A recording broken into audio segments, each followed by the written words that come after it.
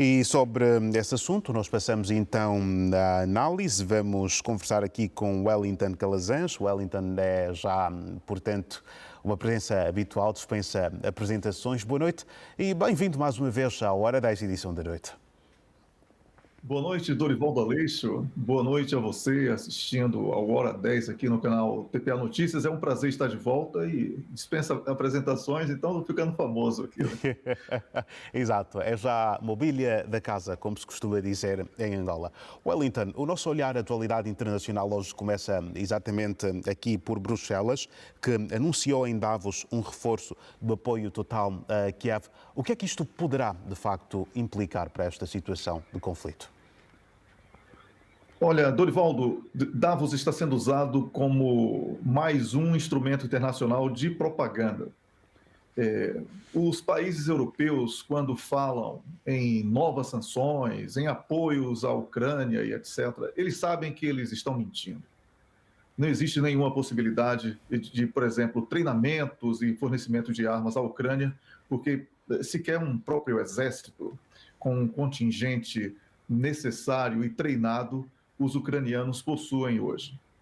E já será completado o primeiro ano, no próximo mês, desse conflito que é uma catástrofe, sobretudo para a população civil da Ucrânia, e que é quem verdadeiramente sofre com tudo isso, mas também as consequências de tudo isso irão ser dramáticas para que esse fórum, que deveria estar debatendo questões climáticas e econômicas que estão sendo postas em consequência também desse conflito, mas não apenas por conta dele, estavam hoje todos eles pedindo tanques de guerra, mais armas e uma promessa falsa, mentirosa e cínica de mais dinheiro, e algo que certamente já faz parte aí de um plano que tem sido comentado por muitos especialistas de um pagamento de uma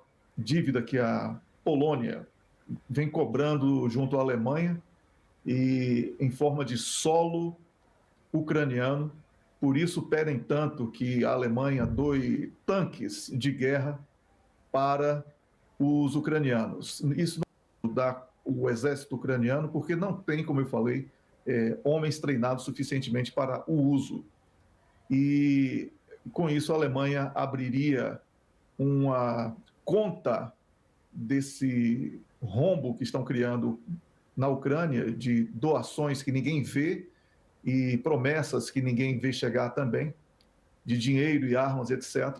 E o pagamento à Polônia pode ser através de solo, de território ucraniano. Então, a Ucrânia virou uma espécie de máquina de lucro para falsas promessas.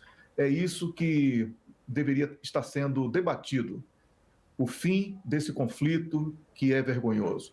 Agora, a Rússia também aproveita para informar que a ogiva nuclear para o Poseidon, que é considerada a arma mais poderosa do planeta, capaz de atravessar o planeta em poucos segundos, finalmente está pronta. Ou seja, fica um lado ameaçando o outro, enquanto isso, economias e pessoas inocentes que acreditaram nesses governantes que estão aí promovendo tanto transtorno ao planeta, continuam sofrendo demasiadamente. Então, esse encontro, que deveria ser para debater algo grandioso para o clima, passou a ser mais um território de fofoca, e não pode dizer que é um fórum econômico mundial sem a presença da China, sem a presença da Rússia e de outros atores importantes, e é realmente algo que merece ser repensado para usar a expressão mundial, atribuir a esse evento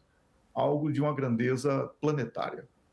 Agora, este anúncio surge também, Wellington, numa altura em que, além dessas ameaças, a Rússia também acabou por anunciar sanções a instituições e Estados-membros da União Europeia que continuarem assim a reforçar ou a alimentar este apoio ao outro lado.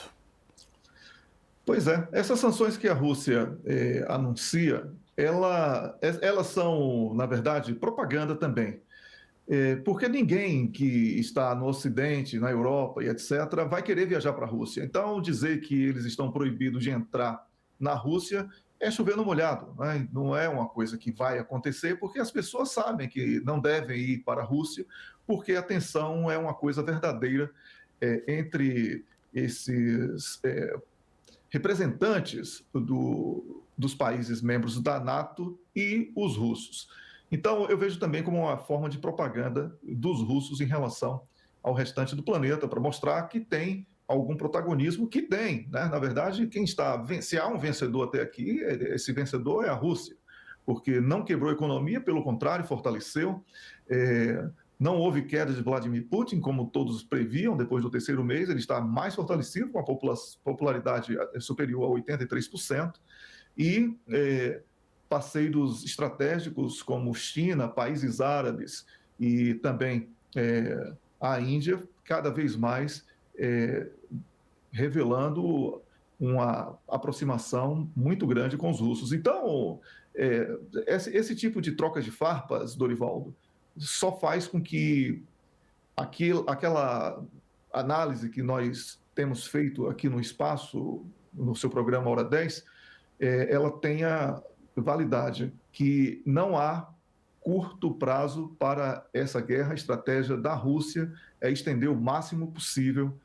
Os europeus dependem demais dos Estados Unidos por questões econômicas e financeiras, sobretudo por causa da dependência do dólar, os países da NATO como um todo, e por isso eles não têm sequer autonomia para uma decisão de busca pela paz e do diálogo. Então, a orientação da União Europeia, que foi transformada, foi reduzida a uma província norte-americana governada por um governo militar, que é a NATO, que tem o Jens Stoltenberg como o governador, ela não tem autonomia suficiente para a promoção da paz.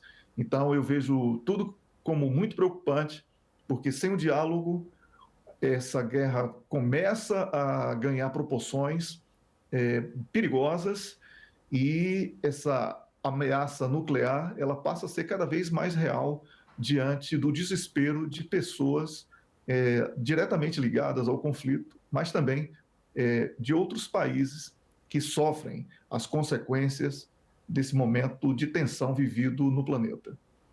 Os interesses económicos, como já fez referência, Wellington, começam também a ficar mais evidentes a cada dia à volta deste conflito.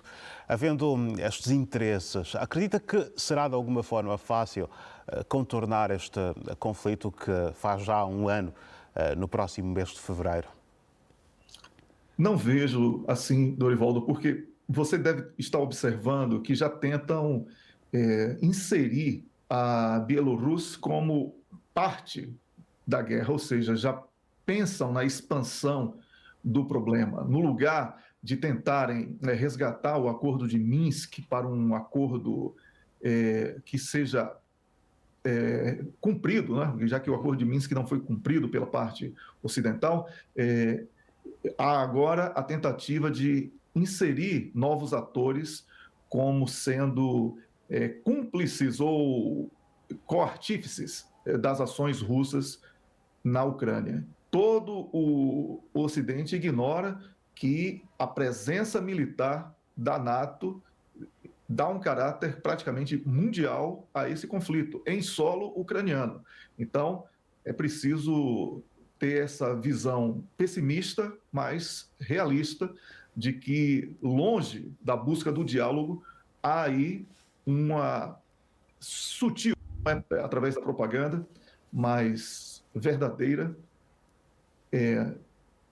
luta por uma imposição de narrativa de lado a lado, e isso só tem aumentado a tensão, isso só tem provocado a escalada perigosa que pode culminar, lamentavelmente, com aquilo que já havíamos falado no ano passado, né, sobre um eventual confronto nuclear que seria catastrófico. Afirmativo. Wellington, que análise é que podemos fazer desta anexação, não é? No caso, a Rússia vai digamos, destacar militares em regiões anexadas e perto da Finlândia. Que leitura é que nós podemos fazer aqui desta intenção e que cenários também é que se prevêem depois disto? Muito tem sido falado por aqui, não só na Suécia e na Finlândia, que eu tenho lido bastante, né, a imprensa nórdica, até por necessidade para informar bem o nosso público aqui, já que eu estou aqui em um dos países nórdicos. Muito tem se falado de que os países Finlândia e Suécia, mesmo que não consigam o voto de apoio da Turquia, porque tem que ser unânime para ingressar na NATO, esses dois países já seriam parte a partir do momento em que cedem armas e terreno, solo, para o posicionamento de bases militares dos Estados Unidos e de outros países membros da NATO. Com isso, a Rússia sabe dos riscos dessa proximidade de armas e homens das Forças Armadas dos países membros da NATO nas suas fronteiras. O reforço das fronteiras russas é um direito constitucional russo de defender o seu território. Isso é uma questão de soberania territorial. E todo país que tem a condição de fazê-lo, deve fazê-lo. Então, não vejo com um espanto, até porque isso não é uma novidade. Isso já tinha sido prenunciado pelo próprio Vladimir Putin, né? O ano passado, aproximadamente ali no mês de abril, quando Suécia e Finlândia começaram a intensificar a campanha para o ingresso entre os países membros da NATO. No entanto, Dorivaldo, isso reforça também, lamentavelmente, isso que eu acabei de falar, né, que há uma escalada. Quando você vê mais movimentação, mais investimento na defesa e de prontidão, nesse caso, você percebe que há um ambiente, um clima muito perigoso e que pode despoletar algo que nenhum de nós certamente irá querer. Então, Dorivaldo, expectativa de que a sanidade, né, aquilo que eu sempre falo, somos seres racionais, então que essa racionalidade ela possa prevalecer de lado a lado e que possamos ter aqui dias melhores para comentar sobre essa tensão. Vamos então esperar que assim seja. Wellington, boa noite, um grande abraço e até a próxima. Boa noite a você, obrigado ao público pela atenção e até a próxima. Até a próxima.